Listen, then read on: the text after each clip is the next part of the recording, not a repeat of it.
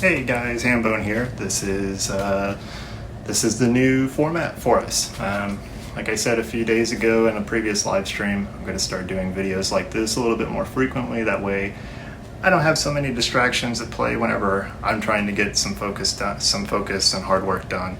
As far as communicating with you guys as to what's going on in our world. Yeah, so this is the HamBone account. That's what we're going to go with for the title. If anybody has any objections, please file them to the complaint department. But with all that being said, welcome. This is me. This is the HamBone account. We'll go ahead and move on. Got a few things that I want to touch on. A lot of stuff at play here with cybersecurity, food supply, water supply, municipal water supply like city water and stuff like that. Sorry, out in the garage, we got bugs flying around. It's Florida. We don't get cold snaps this close to Halloween just yet. But anyway, back to what I was saying. NSA, FBI, and CISA have all issued a few warnings for cybersecurity awareness as far as agricultural industries, municipal water supplies, basically our food production systems are at risk of being hacked by cyber attacks similar to the Colonial Pipeline. There's a potential to disrupt the entire food industry, like I said. Agricultural aspects of it would be impacted as well. Water treatment facilities and water supplies, and actually the transportation of that drinking water. They haven't exactly said who they're suspecting is going to or might attack any of our systems. There's a good reason to believe or be suspicious of the same group that attacked the Colonial Pipeline back a few months ago. I'm sure that everybody remembers going over that, but basically it's the same technology that they're worried about that group uses, but they don't know for certain if that's the group. There was a Fox Business segment that was just on that caught my attention. It's kind of what led me to all of this. There was a supermarket CEO on Fox Business just the other day talking about supply chain issues and how they're going to affect food prices going forward. He sees absolutely no slowing down of food prices. As we know, groceries are costing more and more every time we head out to the grocery store. We talk about that, Ken and I, plenty of times on the segments that we cover.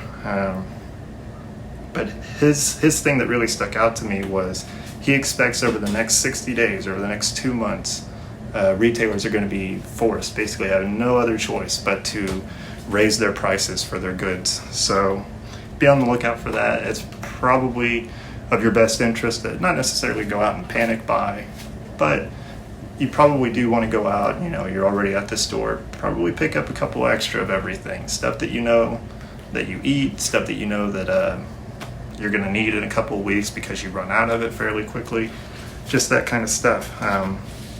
I'll provide links to everything down in the comment, or not the comment section, but the description. That way you guys can follow along there and kind of see where I'm at working out here. I don't really have anything in front of me. I've got an iPad, but it's not exactly a multi-screen computer or anything. So let's see. Moving forward here, like I said earlier, food production is already kind of groaning as it is. It's not been exactly easy for a lot of food production and a lot of aspects of food production, especially since the lockdowns and everything began. Some places lifted them, some places didn't.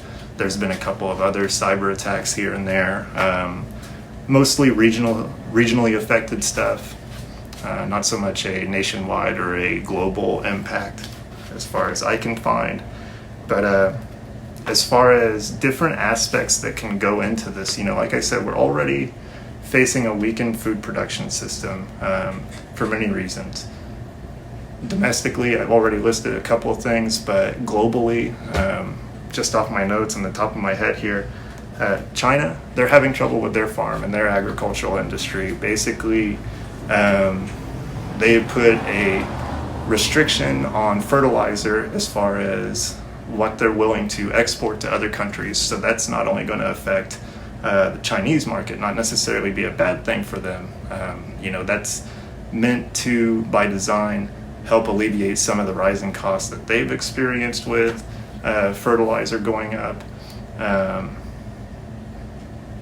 With how it relates to us, we don't produce as much fertilizer. We've produced quite a bit. I know the Tampa area, there is a fairly large producer of fertilizer that makes up a good portion of our domestic production. But as far as China goes, it's roughly, I think I've got it written down here. Yeah. They control 30% of the fertilizer market globally, so they're not exactly a small-time fish whenever it comes to global fertilizer supplies. UK, they're running out of CO2, which is important in the processing and production of meat.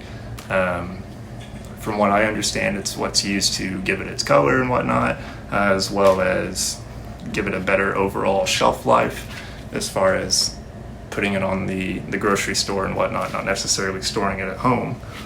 But some other stuff, the Dutch are experiencing issues with their greenhouses. There's been a lot of regulations and whatnot that have passed recently in the European Union that have affected not just the Dutch, plenty of countries, if not all of them, but the Dutch especially, their greenhouses, they're one of the largest, if not, I want to say the second largest producer of the world's food. I could be wrong in that figure, but either which way, they're having issues with heating their greenhouses, which are empty in the first place due to other rising costs. Like I mentioned, fertilizer going up. That's a global thing, especially now that China enacted that export ban. So they're going to be keeping a lot of that at home, and that's affecting multiple places, making food prices go up, making things short. Greenhouses and whatnot are basically empty, and if they're not empty, they can't be heated. So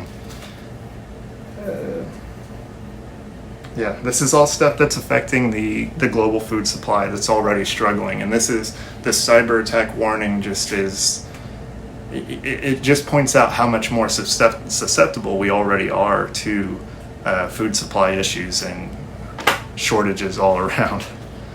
So let's see, moving on. I've got it written down here, there was a candy producer that was hacked just back in September. So it's not like this is anything that's unusual or is just kind of out of left field all of a sudden. This is stuff that we've been kind of treading on for the past several months, if not year and a half. The Colonial Pipeline, like I mentioned, was a victim of a cyber attack. That candy supplier, that candy manufacturer, back in September. There was a grain silo, I think, that was affected by a cyber attack or ransomware, something like that. That was another one of those regional issues that really affected people in that portion of the country. But we're already weak.